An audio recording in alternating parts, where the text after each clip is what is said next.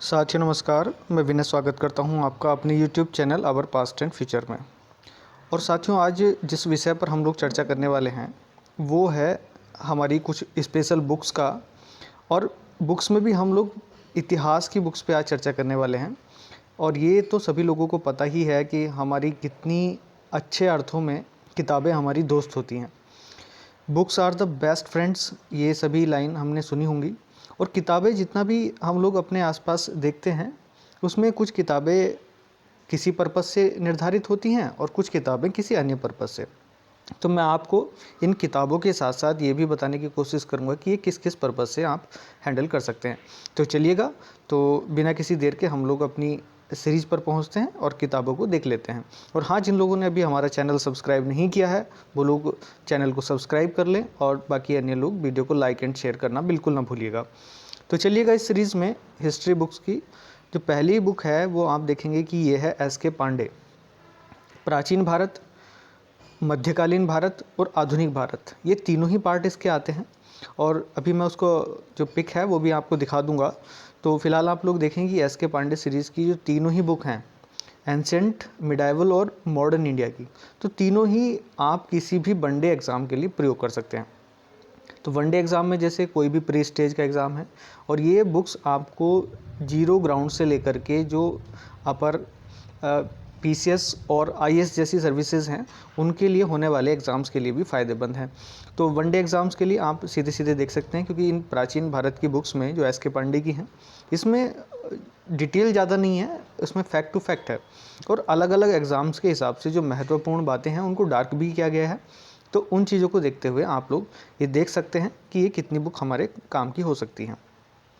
इसी की जो मध्यकालीन भारत की बुक है वो आपके सामने है, और आधुनिक भारत की बुक। तो इस तरीके से आप लोग देख सकते हैं कि ये एस.के. पांडे की प्राचीन भारत, मध्यकालीन भारत और आधुनिक भारत, ये तीनों ही आपका कवर इतिहास करा देंगी। और हाँ, एक बात और मैं आपसे विशेष तौर से शेयर करना चाहूँगा कि अगर कोई व्यक्ति ऐसा है जो बिल्कुल फ्रेशर है और जो अपनी सिविल सर्विसेज की तैयारी शुरू करना चाहता है, तो मेरे हिसाब से उसको सबसे पहले वर्णवाल सीरीज़ को पढ़ना चाहिए। तो वर्णवाल सीरीज़ अगर आप कंप्लीट कर लें तो वर्णवाल सीरीज़ के बाद आप लोग इन बड़ी किताबों को पढ़ सकते हैं।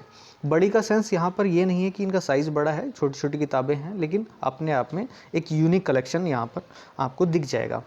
तो उसी क्रम में ये सिस्टम था। अब अगर कुछ लोग ये सोचें कि हमें और ज़्यादा डीप पढ़ना है, उसका एक्सप्लेनेशन चाहिए, तो एक्सप्लेनेशन के लिए मैं तीनों ही बातों को, जो प्राचीन भारत की है, मध्यकालीन की है और आधुनिक भारत, उनके लिए अलग किताबों की चर्चा भी यहाँ पर कर रहा हूँ। तो आप लोग इनको देख लीजिएगा। तो पहली किताब है जिसमें प्राचीन भारत पे हम लोग देखेंगे, तो ये है के.सी. श्रीवास्तव।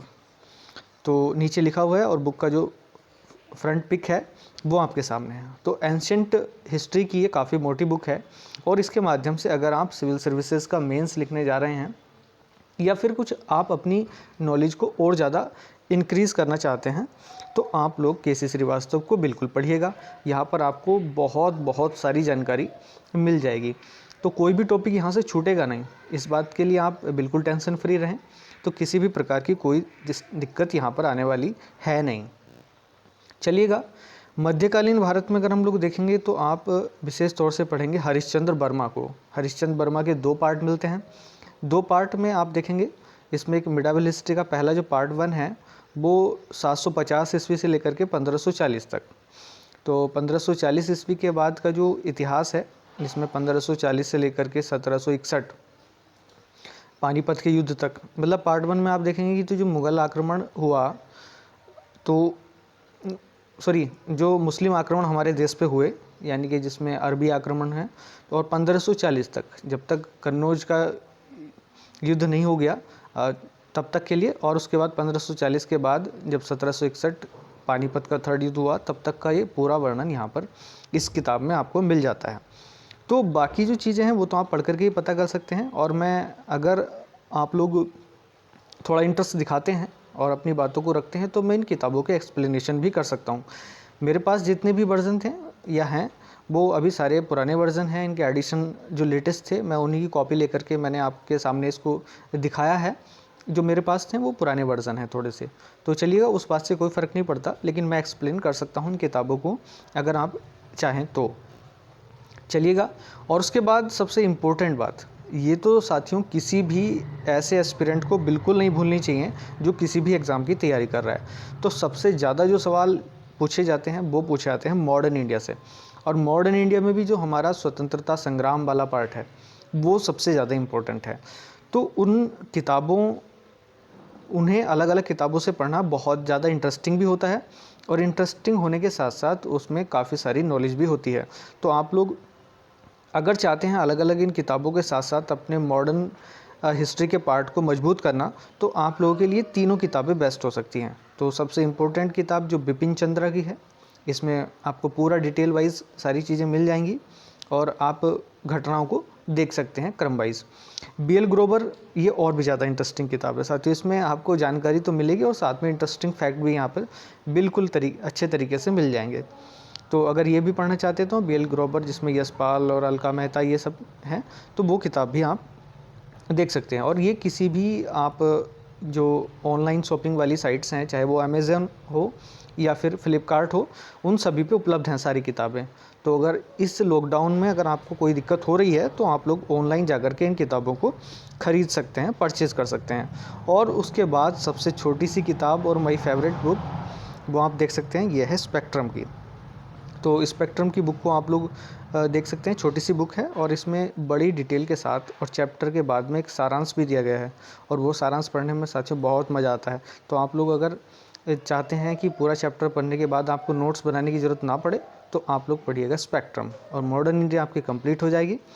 तो इस तरीके से आप लोग चाहते हैं अगर इन किताबों को ख़रीदना पढ़ना, तो आप बिल्कुल ख़रीदिएगा और बिना किसी देर के आप लोग इनको पढ़ना स्टार्ट कर दीजिएगा।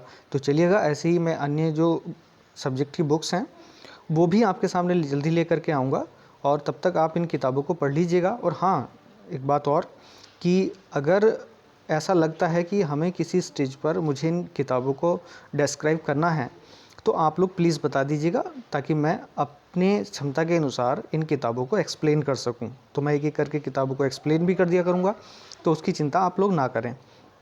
तो ख़रीदने से पहले आप एक बार एक्सप्लेनेशन देख लिया करिएगा और उसके बाद बुक ख़रीद सकते हैं। तो चलिएगा, खैर मैं अगली बुक लेकर के आऊँगा। और जो अन्य किताबें आप लोग जानना चाहते हैं, तो वो हमारी प्लेलिस्ट में जाकर के जो बुक्स का सेक्शन है उसमें आप देख सकते हैं। उसमें हिंदी की बुक्स और जो पॉलिटी की बुक्स हैं वो मैं ऑलरेडी डाल चुका हूँ, तो उन किताबों को भी आप लोग देख लीजिएगा, ख़रीद लीजिएगा और पढ़िएगा। तो चलिएगा, नेक्स्ट वीडियो के साथ उपस्थित होऊंगा मैं।